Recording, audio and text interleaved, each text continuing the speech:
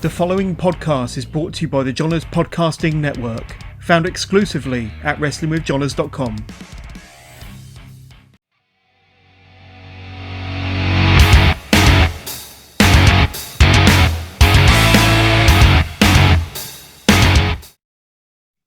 All right, everybody, welcome to our year-end award show. This is the 2021 Blastie Awards, and we've waited all year to do this show.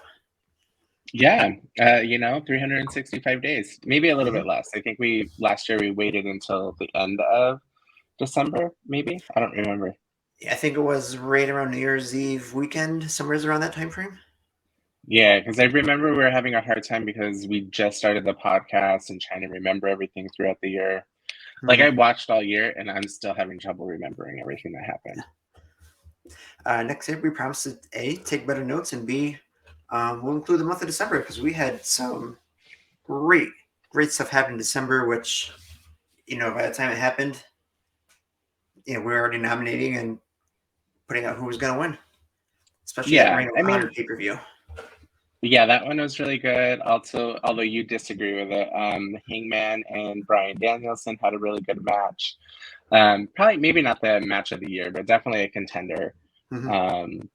Yeah, there's just so much good stuff. But that doesn't mean we can't include it from December to December next year. There's always workarounds. Yeah. So if you had a good match or a pay-per-view, doesn't mean that you'll be 2000. Wait, is this considered 2022 awards? No, I think we're calling it the 2021 awards. I think because it's everything that happened in 2021. Yeah. All right. Well, next year we'll do the show, the nominations, everything, starting right on January 1st. We get everything in December included, and we'll go from there. Yeah, I also bought a book specifically just to write notes throughout the year, so I can make sure that, like, nice. I can't tell you how many times I've been like, oh, this is definitely a match of the year contender. And then when it came time to fill it out, I'm like, I don't know what's happening here. Especially the stuff that happens in like January or February, we're like, oh, this is match of the year potential, or, match of the, performer of the year. And we forget about it by December. Oh yeah, absolutely. Like, I have an attention span of like a 3-year-old. So you're asking me to remember something in January. I don't remember necessarily what I had for Christmas dinner this year, let alone yeah. So it is what it is. Yes. So let's hop right into it. By the way, you guys, I don't know who won these. This is 100% listener picked from you guys. I don't know who won. Am I going to be angry? I don't know. We'll see. The only one that knows is Sarah. I'm the only one that knows, so you're getting Brian's general reactions here. First up, our first award is the Best Weekly Show. The nominations went AEW Dynamite, WWE NXT UK, Impact Wrestling, WWE SmackDown, and New Japan Strong. The winner for the second year in a row, and what wasn't even a close fight, this year's 2020 Blastie Award for Best Weekly Show, AEW Dynamite.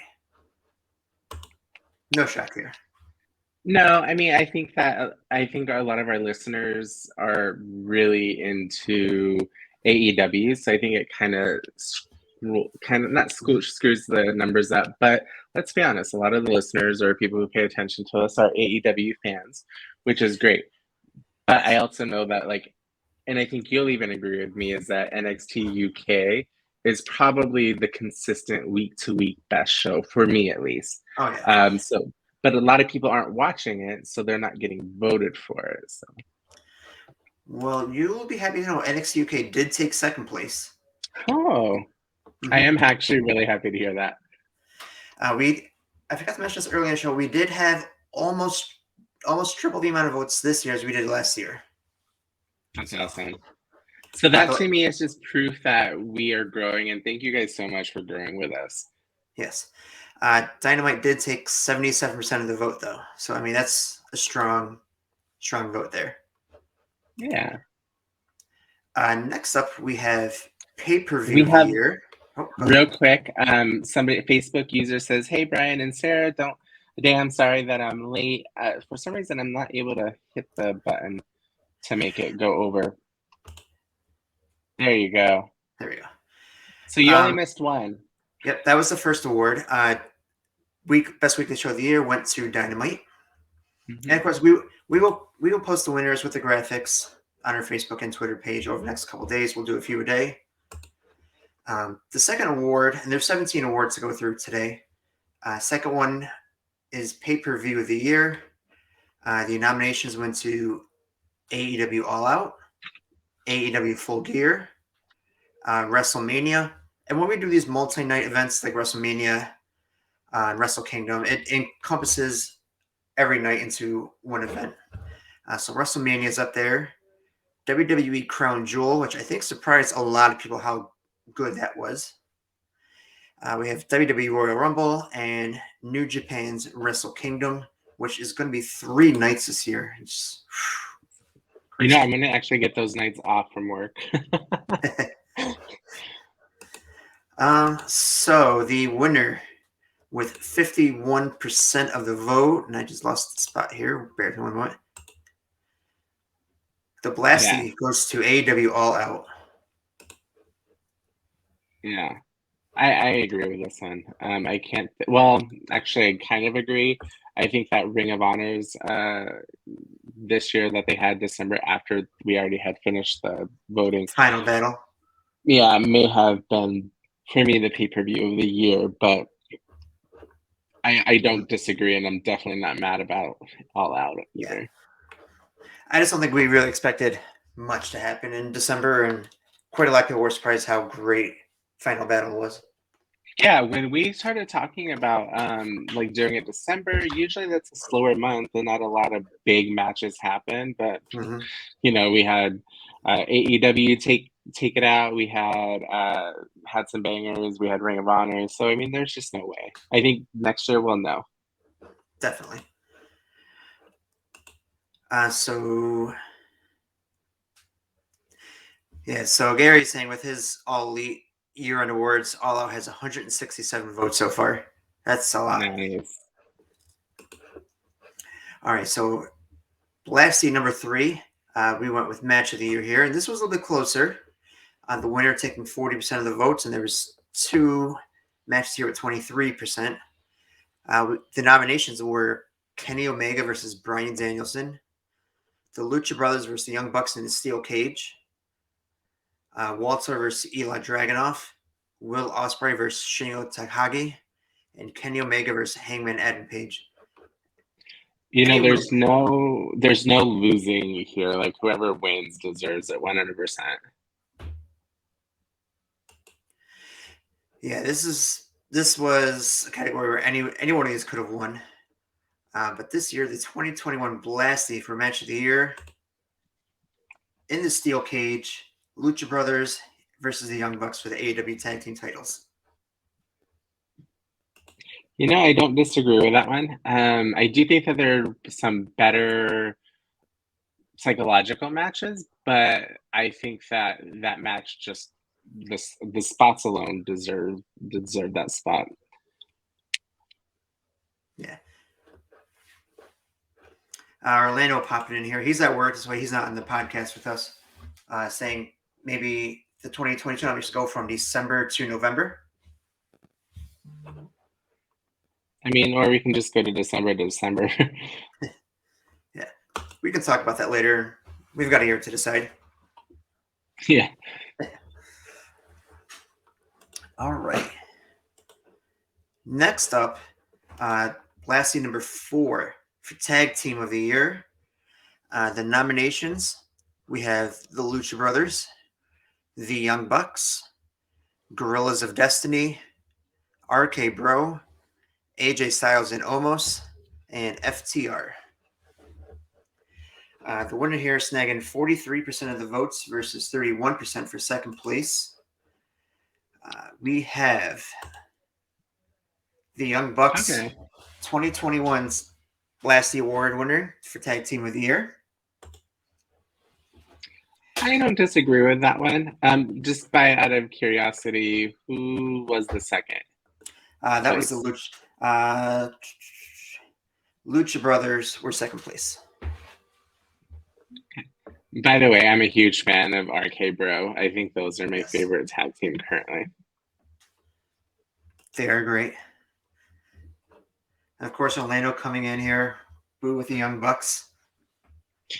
I love that I hate them though. Like I think like Orlando just generally hates seeing them anytime that they're around. Me, I'm like, oh yeah, Young Bucks. Boo, I hate you guys, but yay, Young Bucks. They're gonna pull that, that face turn when Undisputed Era, whatever they're gonna be called, turns on them. When they turn face, Orlando's gonna be cheering for them again. Watch. Oh yeah, I definitely hope so. I mean, because honestly, Young Bucks are super talented. Like, well, I mean, anybody in this category was definitely super talented Yes. this year. Last year, I remember it being a little bit more difficult. This year, there's no questions. Mm-hmm. Number 5 here, we got the Faction of the Year. The nominees. This was actually, I think, our closest vote here. The winner took 37%, and second place took 34%. There was a 1 vote difference in this one. Oh wow! The nominations went to the Inner Circle, the Bullet Club, the Bloodline, the Super Click, Super Elite, or the Elite, and they went through many name variations through the year. The winner for Wait, who was the Bloodline? That's Roman Reigns and the Usos and Paul Heyman. Did not know that they had a name. Yep. Okay. All right. So the 2021 Blastie for Faction of the Year goes to the Elite / the Super Click and Super Elite. They took it by 1 vote over the Inner Circle. Yeah, I was gonna say. Yeah, I would have said Inner Circle. I think I did. That's why I voted for it. But also, I probably think the Bloodline. I think when I was voting, I had no idea who the Bloodline was. I thought it was an Impact. That's something Orlando threw in. Probably Gary popping in with the booed for despising Roman. Super Click wins it there. So Gary, just out of curiosity, do you even watch SmackDown? Inquiring minds need to know. Mm-hmm. We'll wait for his reply. I don't, so I'm not judging you if you don't. I think it would have been tough to vote for Inner Circle just because they haven't. There are certain parts there where they weren't really doing anything. And when they were feuding with the Pinnacle, that's when they were strongest. Other than that, not really too much going on. Yeah. Kinda. Orlando said you thought the Bloodline was from Impact. I was like, I don't know. It's just somebody I didn't hear about, and I don't watch Impact that often, so I just assumed. But also, the Bloodline for them makes kind of more sense. Gary saying he's guilty of watching highlights. Even watching that is boring with Bloodline and Roman and company. All right. Okay. We will move on here. On category number 6, the promo of the year. We had CM Punk's debut as nominations. Eddie Kingston versus CM Punk. CM Punk versus MJF. And Charlotte Flair's I Am the Opportunity promo. Coming in with 43% of the vote. CM Punk and MJF going at each other. Who was second? Asking the hard questions. CM Punk's debut. Oh, that was a good promo. Mm-hmm. I didn't watch the CM Punk MJF one, so I don't know. I don't have much to contribute. Yeah, they had a few good zingers on each other. Yeah. All right. Actually, I think that the one that we should have nominated, or that I should have nominated, was the Brooklyn or the Brandy Rhodes and Jade promo. Yeah, when she was like, "Get your ass to the back. I'll come when I send, or come when I send for you," or something like that. That was a good one. Next up, we have Commentator of the Year. The nominations went to Jim Ross, Tony Schiavone, Corey Graves, Excalibur, Taz, Beth Phoenix, and Pat McAfee. The winner coming in with 37% of the votes, Tony Schiavone. And this shouldn't be any surprise. You can see he's having a lot of fun lately. I think he's at his peak, to be honest with you. As far as commentating, so I've been kind of watching a couple old shows like from the 80s when Tony was there. I remember Tony for WCW. He was great there. He just did a small stint in TNA, going up against it's irrelevant who. But I definitely feel like that actually this is the best Tony we've ever seen. He's happy. It's not just a job for him. He's just happy. And yes, I'm glad, Caleb. Caleb, thank you for joining us. And yeah, I'm glad that you voted for him. I think I voted for him too. Gary, why did you think that Pat McAfee would win? We'll just ignore Sarah's face waiting to come out. So I'll wait for Gary's answer. We'll move on to the next category as well. This is the Ring Announcer of the Year.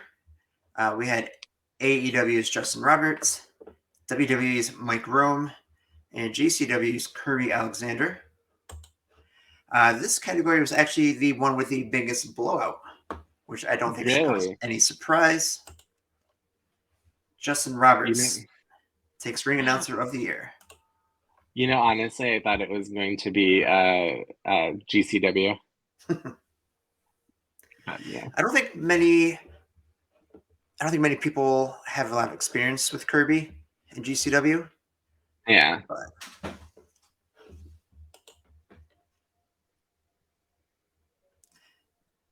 I mean, that's fair. Gary's saying people are on the hype train with him, with his enthusiasm. And I get that. I think he's better on SmackDown than how they use him at NXT. Oh, I could not think of what Gary was referring to. Yeah, I mean, I like Pat on commentary. It doesn't bother me like some people over there. But to me, he's still got a lot to learn. He's exciting. Yes. He really gets into, especially when Shinsuke's coming out. The one thing I will say that he does need to be careful of, he doesn't want to become a character and overshadow what's happening in the ring. And I think that's sometimes an issue for him. All right, moving on. Award number 9. This is the Bogatti's Broken in Half Award, the Moment of the Year. So the nominations were Adam Cole and Bryan Danielson double debut at All Out. We had CM Punk returning.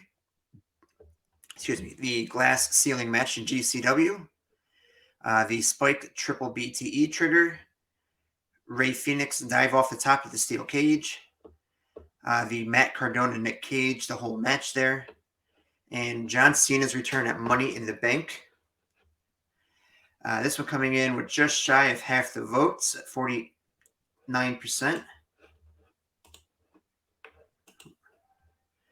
And this goes to CM Punk for his debut, or CM Punk returning. And I can't say I'm surprised by that one winning. You are surprised? No, I'm not surprised. Oh, yeah, no. I mean, let's be honest. Punk coming back was it Rampage? On their first show was the biggest thing that in wrestling current history, at least in the 5 years, that was the biggest surprise debut, however you want to say it, that happened. Yeah, when you hear people describe how loud it was in that arena, it's typically one of the loudest things ever. Yeah. Orlando said that AEW is winning all of the awards. I agree, but also you got to realize that we have most of our listeners are AEW heavy versus the occasional casual fan who may lean more towards other ones. I can say they won't win every award. Maybe it's, because we have the Indie of the Year awards. AEW won't win everything. They'll try though. Yeah. So next up, award number 10, we have the RKO Out of Nowhere Award, which is our Comeback Athlete Award. The nominations went to Christian Cage, CM Punk, Mustafa Ali, Chris Statlander, and Becky Lynch. And the award for the RKO Out of Nowhere Comeback Athlete Award winner, CM Punk wins again. Yeah. You know, I gotta say, I'm surprised. I thought Christian Cage would win this one. He was my vote. Because he can. I mean, with Punk, you have it was retired and came back because he was just tired of wrestling. With Christian Cage, it was career-ending injury. Now I'm coming back. Yeah. Yeah, I don't really. I mean, yeah. But I mean, I don't. I'm watching Orlando and Gary. I'm watching Orlando and Gary kind of. One say AEW is winning all the awards. Gary saying Orlando. I think it's because AEW is just red hot. It is red hot, but I would go to say that WWE is still more popular than AEW. Here's a fun fact: in the early voting of our awards, Becky Lynch was winning this one. Oh, thank God. I mean, what? I said Becky Lynch was winning for a while. Yeah. I'm glad that didn't. I mean, what? What's happening? There's no beef, I swear. No heat. All right. Next up, we have our Female Rookie of the Year. The nominations went to Jade Cargill, Lady Frost, Roxy, Masha Slamovich, and Zoe Stark. Coming in with 71% of the votes, Jade Cargill takes this one. Oh, wow. I'm actually going to... Oh, no, that makes sense. It does. Yeah, I mean, she's hot right now. I mean, there's a lot of good wrestlers on there. Lady Frost and Zoe Stark are both red hot right now as well. Roxy getting a tryout with WWE as well. So, I mean, all these women are red hot on here. Mm-hmm. Gary, I agree with that point. I'm not saying which is better. I'm just saying which is more watched and which one's more popular. Unfortunately, it is WWE. Personally, I think it should be GCW. Yes, if they could get a TV deal, oh, that would be great. They'd be up there. Yeah, it's hard to say because I think that the people that make it hardcore wrestling fans wouldn't necessarily. I don't think like the casual WWE fan or even AEW fan would watch it just because it's so different from them. A lot of people who are occasional watchers like the same people wrestling over and over because it reminds them of nostalgia. Which is why WWE does their stuff. Number 12, we have as our Male Rookie of the Year. The nominations went to Braun Breaker, Damian Priest, Lee Moriarty, Dante Martin, and Daniel Garcia. Winning with 43% of the vote here, Dante Martin takes the win from Top Flight. I don't disagree. This is one I think I voted for him as well, so I agree. Who came in second? Second place was Daniel Garcia. Oh, okay. And then Damian Priest took third. All right. So award number 13 here, we have the Indie Promotion of the Year.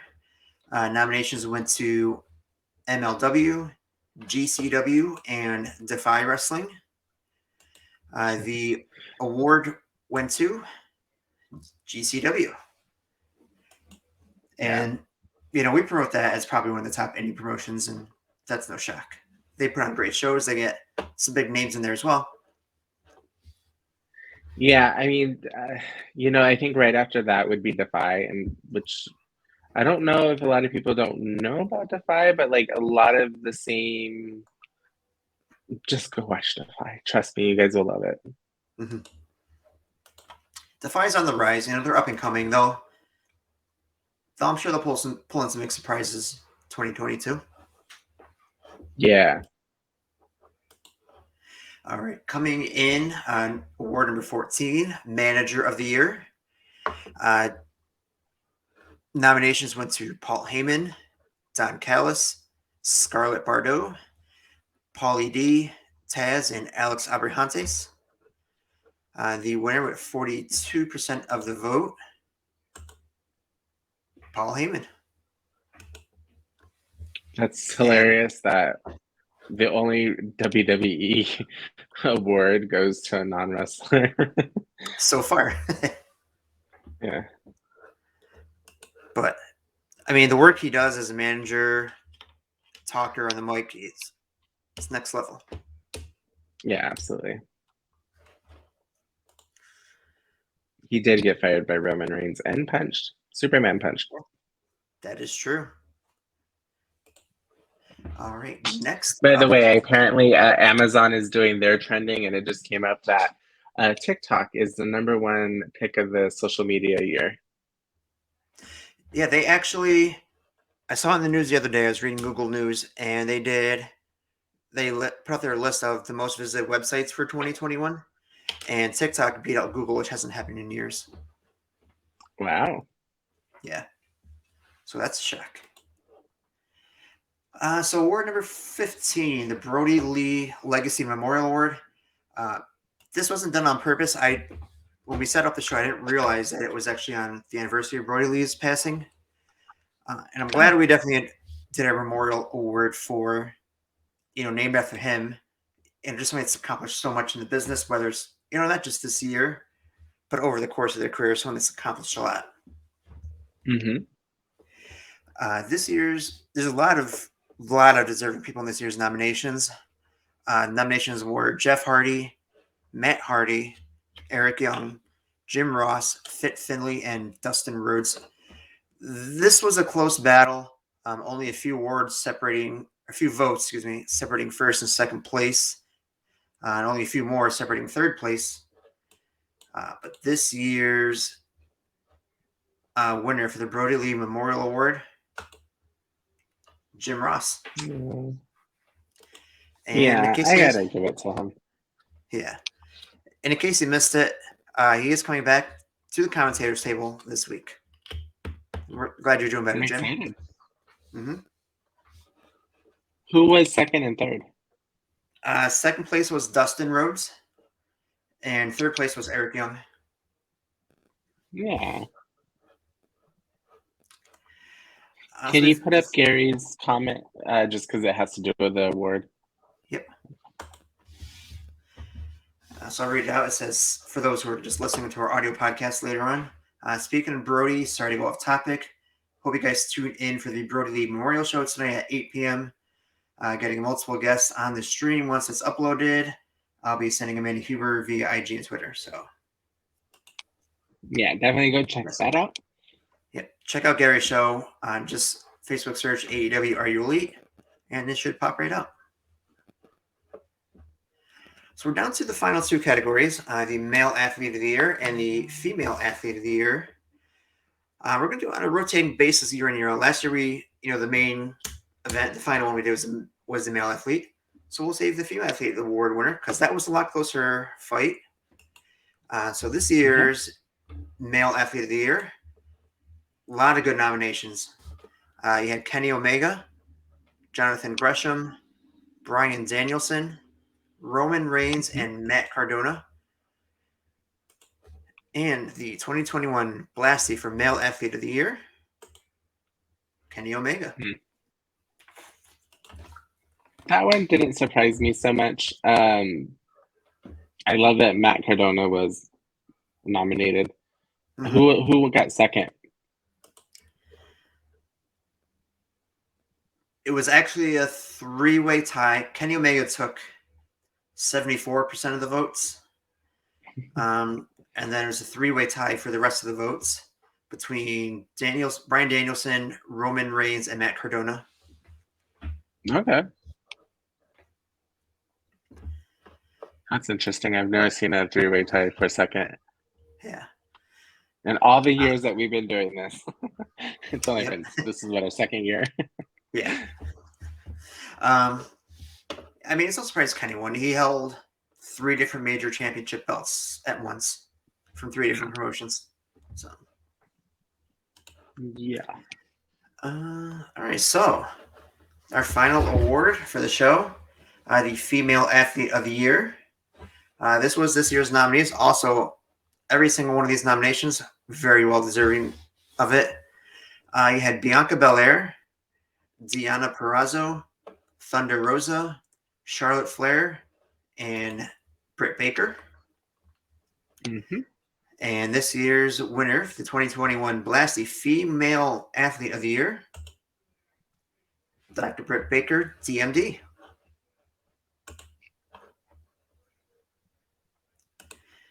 She snagged 54% of the votes. Who came in second? Second place was Bianca Belair. She scored 17%, and then 15% of the votes went to Thunder Rosa. I mean, she held the title just about all year long, so I mean, and she's hot on the mic right now. She's trending upwards this year.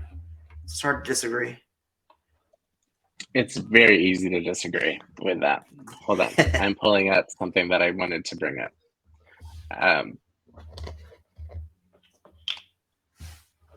Hold on. So how many matches has she had this year? Give me 1 second. I can figure that out for you. I can pull it up on Cage Match.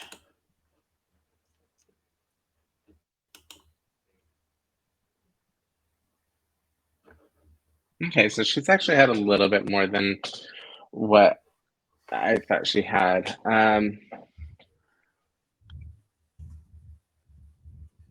Yeah, she did okay. I think she had a strong year for her. I just definitely think that other people had better years and worked a little bit harder, and Yeah, 2021, she had 30 matches, went 22-8.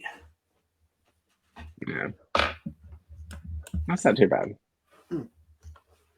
I mean, there's no doubt that she definitely has a lot of talent. She definitely can do it in the ring. She's a good talker. She's a good representation of what you want in your women's division. However, I mean, like Orlando was trying to kind of alluding earlier, it's obviously a little skewed because does she deserve it out of everybody on that? I personally don't think so, but I mean, you could make an argument for everybody on that list, I think. Absolutely you could.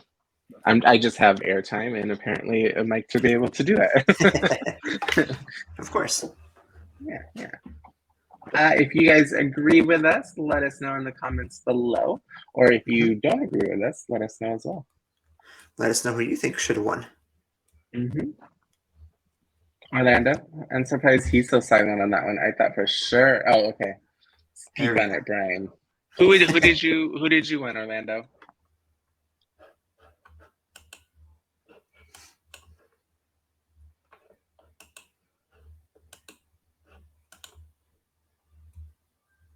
We'll wait later. So anything else? Oh, she wanted Bianca. Bianca did have an excellent year. Yes, that's who I voted for as well. Main eventing WrestleMania Night 1 is pretty good. And just the amount of improvement throughout the year is just tremendous. And of course, within the next couple of weeks, we'll be releasing our first, I guess we'll call it the Power Rankings for 2021. That should be out within a week or two. Just finishing up some of the graphics. Now I want to get that show done. So at some point this week, we'll announce when that show will be. And you can probably check. Are we putting this on our website? Yes. Well, this will be up on our website. We'll release the graphics of the winners over the course of the week, a couple each day on Facebook and Twitter. Later this week, kind of a revamped shop. The website will be done a little differently. Maybe we'll release another shirt or two. You can catch the shirt I'm wearing here for Buckle Bomb. You can find that on our website, shop@bucklebomb.com. Yes, you can. I thought I was wearing my hoodie, but I'm not. So. All right. And of course, you can check out our podcast shows. We'll be doing one live Wednesday night, 7 p.m. Eastern. and of course, a quick, short, to the point show on Friday. And on Monday, January 3rd, it's the return of Ring Around the Jabroni, which is kind of a debate talk show. So stay tuned for that, returning in 2 weeks. And there's more coming. It's just hard, everybody's schedule, and yeah. It's that time of the year when everyone's busy and stuff, so. Absolutely. All right. Have a great night, everyone.